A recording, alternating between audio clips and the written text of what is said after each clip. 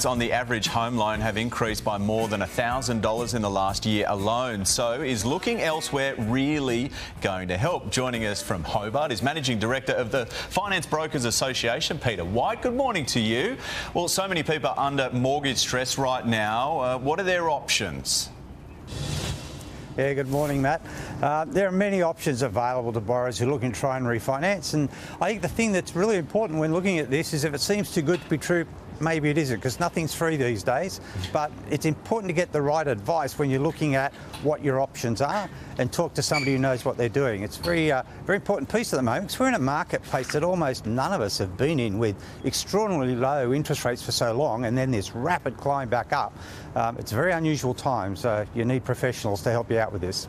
Yeah, so going through a broker, a lot of people think, well, I'm going to pay more money going through a broker. Is that the right thing to think? Nat, no, it's not.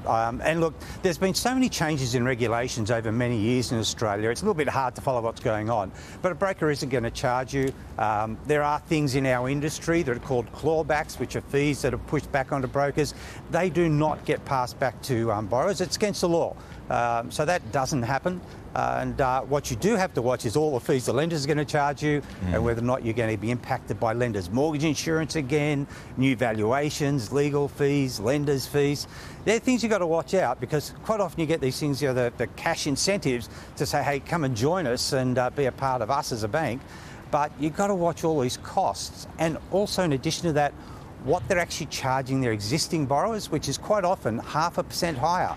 So it might sound like a good interest rate now, but behind the scenes you're going to get charged more as you go forward. Well, just explain that to us. Cash up front, interest rate rises as the term goes on, stuff like that. What do we need to look out for? Well, Matt, you really got to do the sums. So you've got to look at what are all the costs that you're going to incur to actually refinance. Look at the interest rate and the advantage, if any, that you're getting on your mortgage repayments at that time. Understand what the existing borrowers are paying or what that repayment looks like. Like I said, get the guidance on it. You know, when we build a home, we generally get a builder to do it for us. They know what they're doing. Just same with your home loan. Get somebody who does it every day of the week to take you and navigate you through all these different fees and costs and what the benefits are going to be to you, because it's not always what you think it might be, especially whether you're choosing between taking up another fixed rate or a variable rate. Because we're at the almost top of this bell curve where there's a huge amount of people coming off fixed rates in July this year. That's when it peaks. And they're people who've got interest rates that start with a 1 or a 2. And they're going to step out into a marketplace, but it's going to be a 5 or a 6 at the beginning. And that's pretty daunting stuff. Big shock. Going to need some help with it. Okay, Peter, thank you very much for explaining it.